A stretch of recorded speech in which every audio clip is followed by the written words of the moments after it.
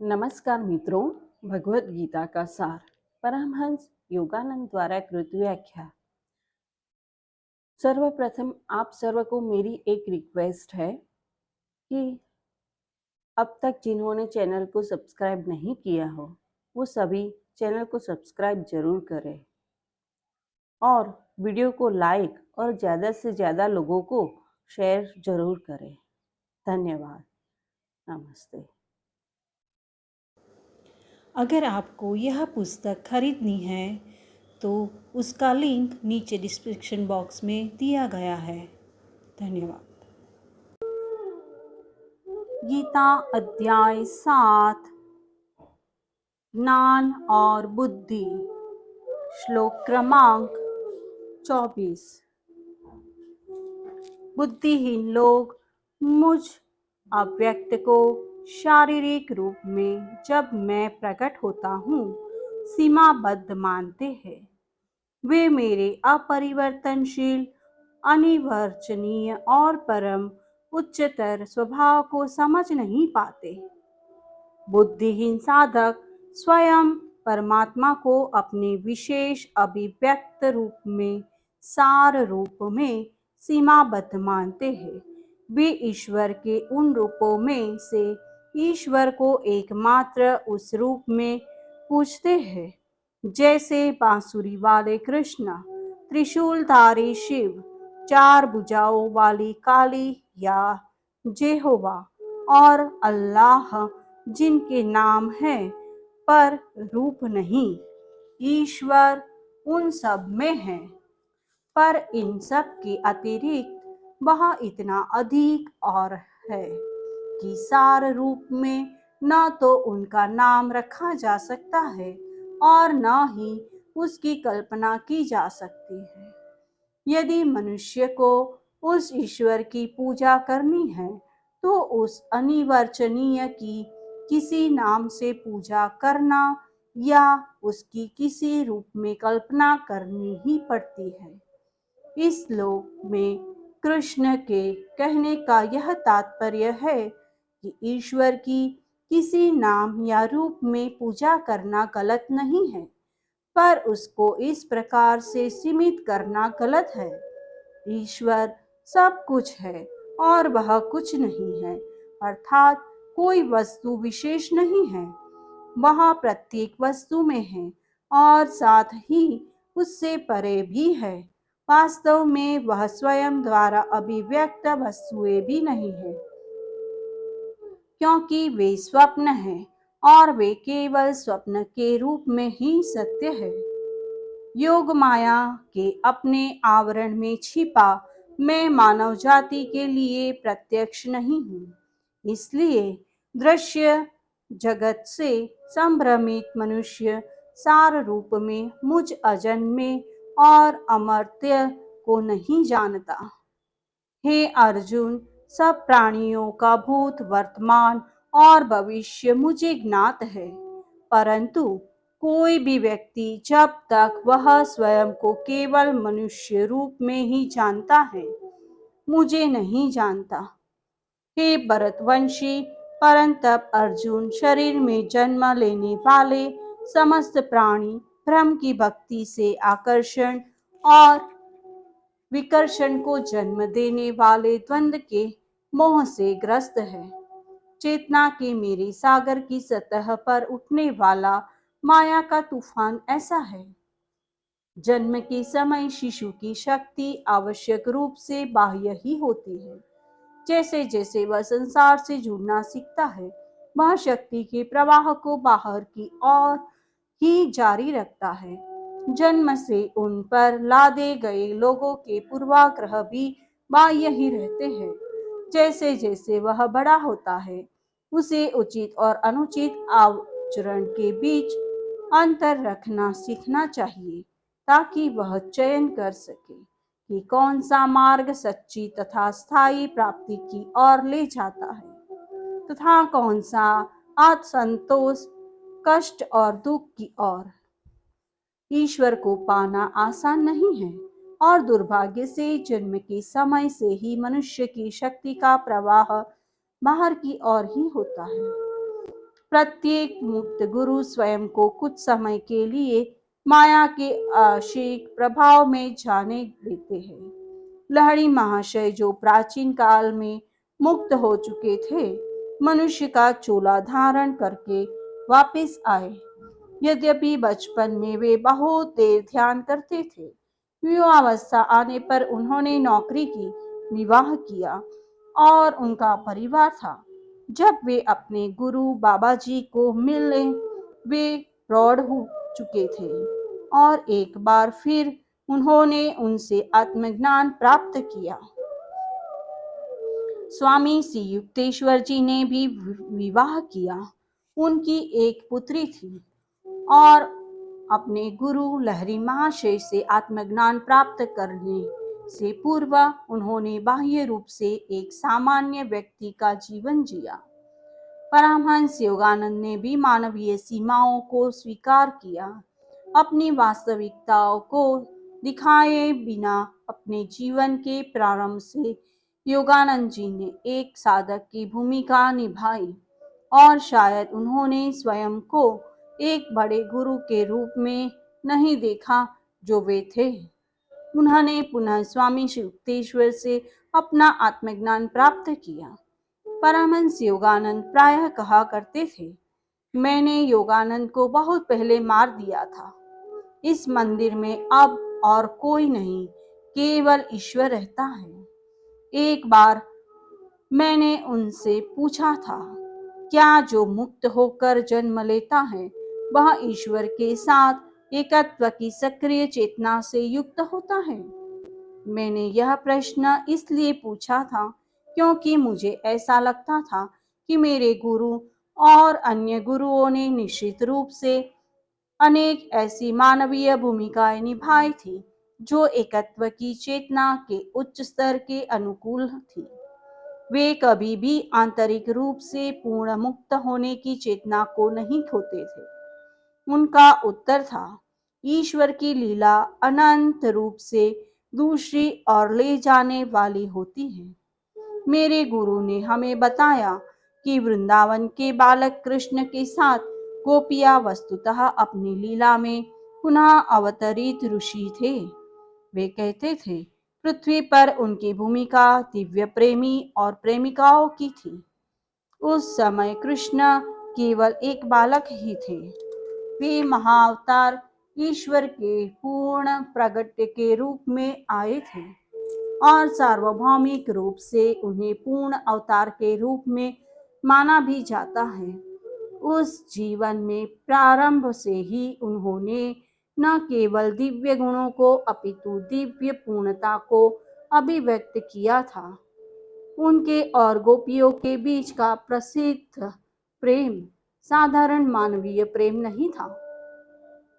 वस्तुतः सभी गोपियां विवाहित स्त्रियां थीं। अपने पतियों के प्रति उनकी निष्ठा संदेहास्पद नहीं थी।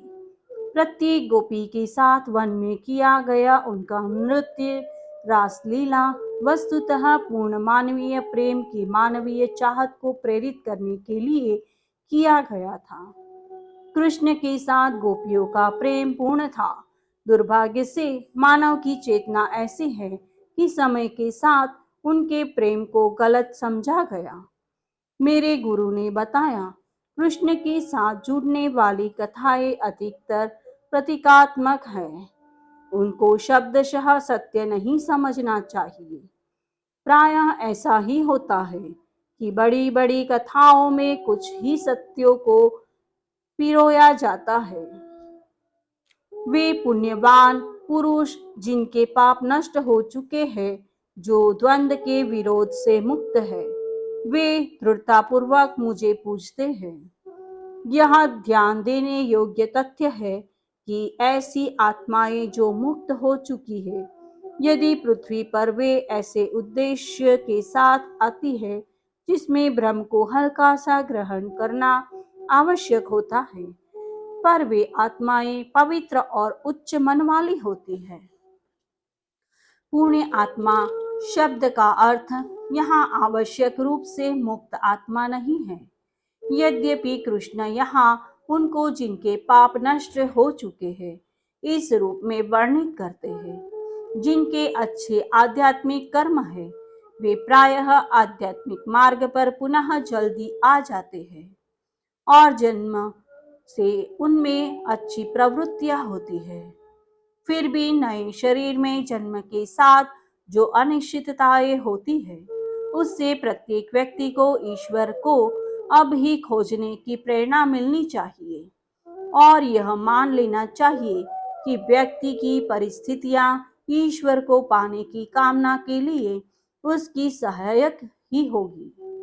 वस्तुतः व्यक्ति यह जान भी कैसे सकता है कि भविष्य में क्या होने वाला है।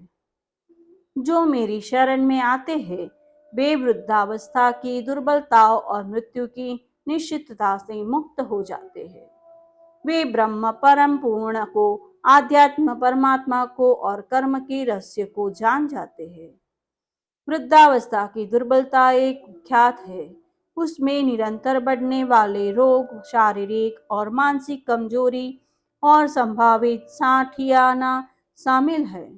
यह देखकर सदा कष्ट होता है कि एक व्यक्ति जो कभी हुष्ट पुष्ट और शक्ति से भरा हुआ था बाह्य और आंतरिक रूप से जर्जर हो जाता है।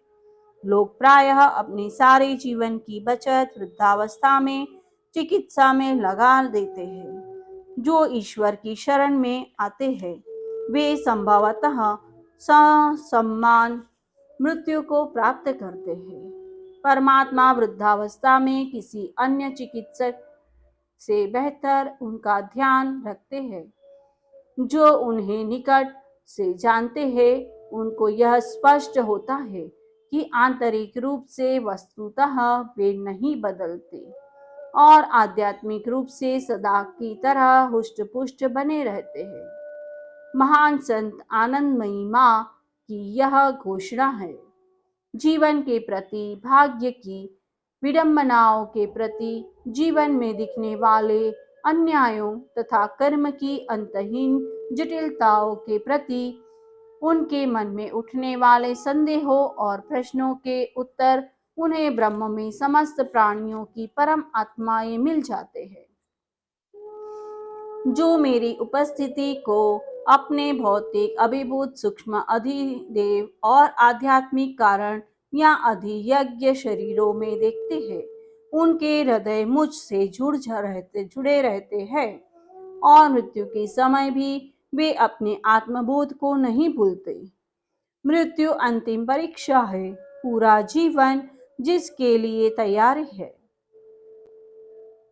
शरीर को सचेतन रूप से छोड़ना एक वरदान है जो सबको प्रदान नहीं किया जाता। अधिकांश लोग मृत्यु के बाद वाली नींद में चले जाते हैं। व्यक्ति का मृत्यु से पहले का अनुभव कष्टकर हो सकता है, पर मृत्यु स्वयं में एक चैन के रूप में आती है और कष्ट रहित होती है। मृत्यु के समय लोग जो कष्ट अनुभव करते हैं वह मानसिक होता है। अपने उस शरीर को खोने का भय होता है जिसकी उनको केवल आदत ही नहीं बल्कि जिससे उन्हें मोह भी होता है और प्रायः इस सीमा तक होता है कि उसे वे अपने वास्तविक स्व का स्वरूप समझने लगते हैं।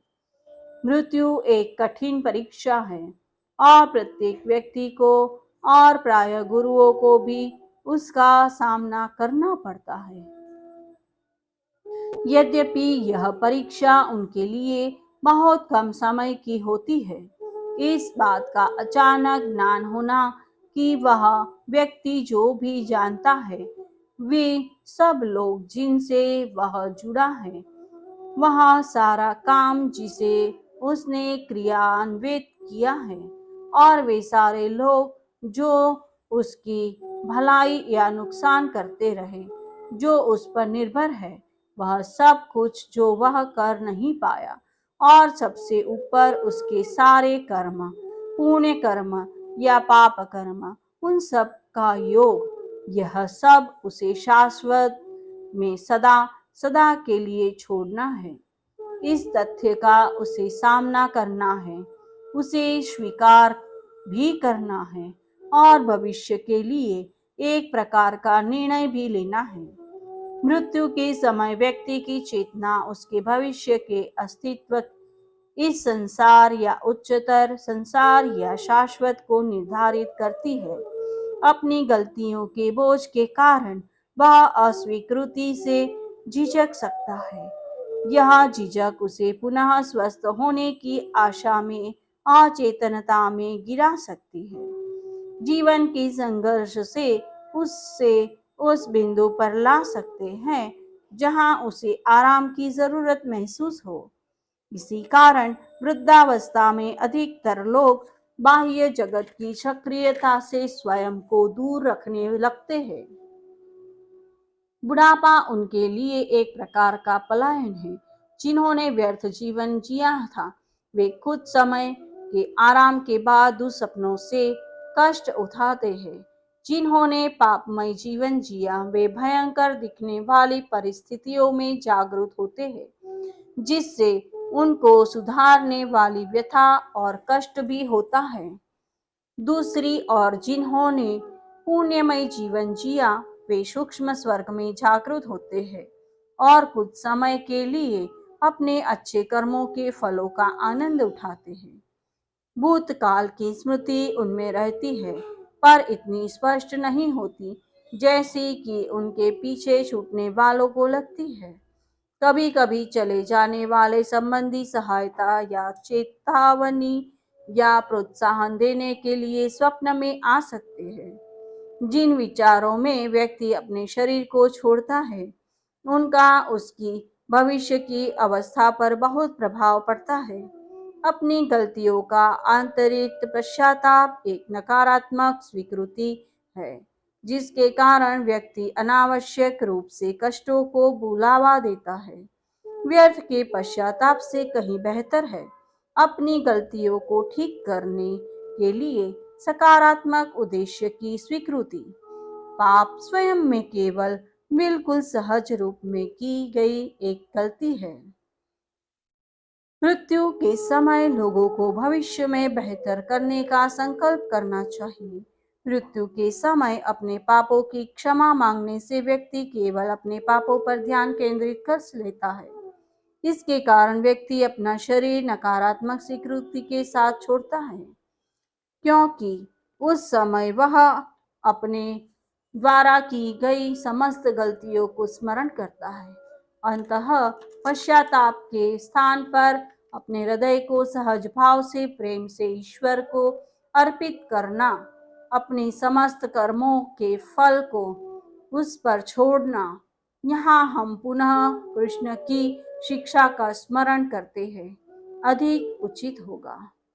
मृत्यु के समय जो अपने मन को बाहों के मध्य बिंदु पर स्थित कर पाते हैं और अपने हृदय में ईश्वर को तीव्रता से पुकारते हैं, वे उसके पास जाते हैं।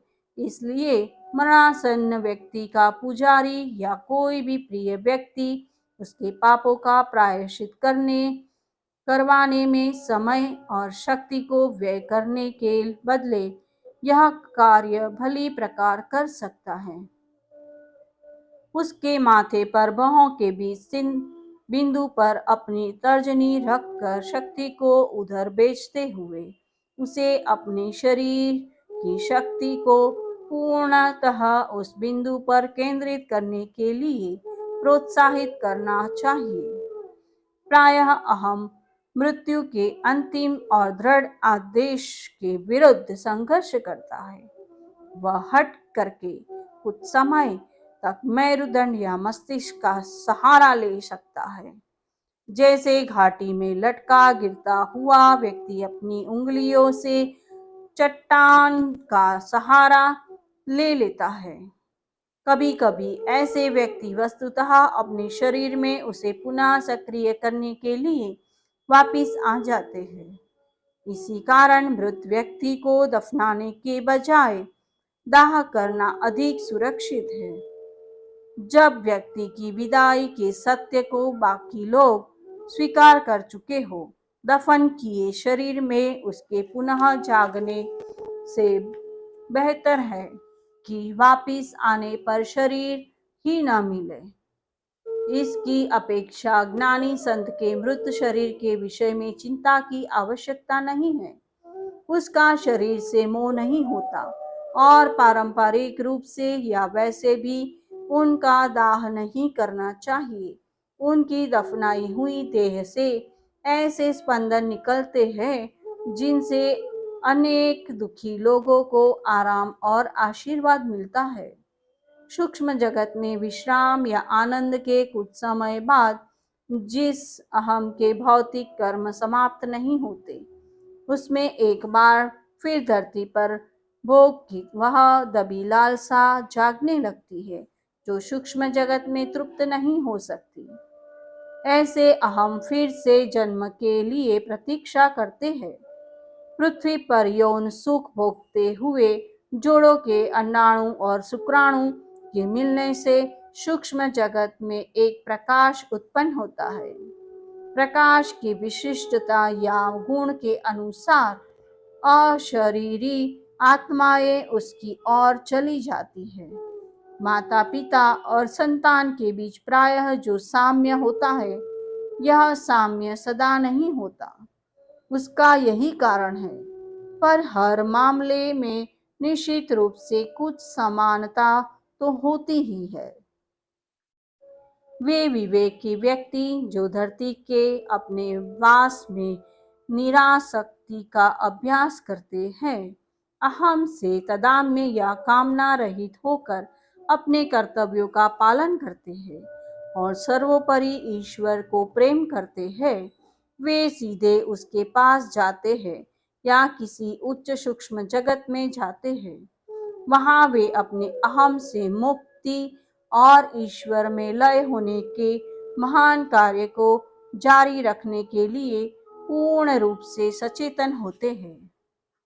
इस प्रकार कृष्ण और अर्जुन के संवाद के रूप में योग और ईश्वर की प्राप्ति के विज्ञान के विषय में पवित्र भगवद गीता के उपनिषद का ज्ञान और बुद्धि नामक 7वां अध्याय समाप्त हुआ। वासुदेवार्पणमस्तु। जय गुरु। अगर आपने भगवद गीता को अपने जीवन में पढ़ा है तो अपने अनुभव और कौन सी गीता पढ़ी है वह कमेंट बॉक्स में लिखकर हमें ज़रूर बताएं। धन्यवाद। नमस्ते।